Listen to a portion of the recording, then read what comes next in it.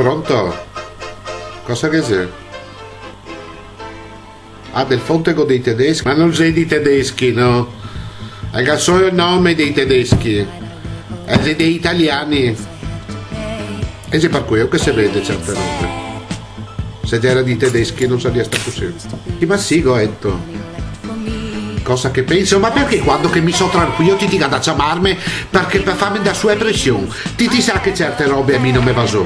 Ecco, e il fatto che sta sito non vuol dire che non veda. Cosa che penso cosa?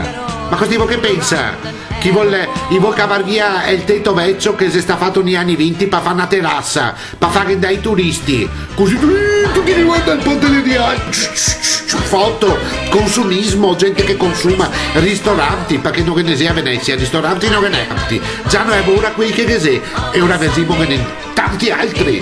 E a grana. E tutto sempre gira intorno a grana. E ciò sì, se arriva, c'ho l'autorizzazione. Permesso lampo.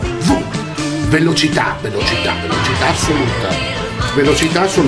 Autorizzazioni veloci. Praticamente l'autorizzazione, quando che a te serve, ma questo solo chi che dà grana può farlo, ti concentri e ti pensi all'autorizzazione che ti serve, automaticamente ti dica già l'autorizzazione e si chiama autorizzazione lampo.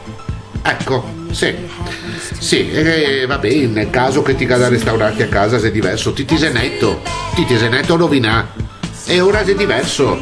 Cosa ti vuoi paragonarti? Ti sei un cittadino, ma cosa ti c'entri di? Ti sei cittadino e ti sei netto rovina. Ecco appunto. Ah sì, mi perde, dai, perché ti sa cosa che penso mi penso, ti vuoi sapere proprio la verità, che se vedono altre 2 o 3 di queste robe, desfo tutto quanto e vado via dall'Italia. No, da Venezia, dall'Italia. Chi gabu.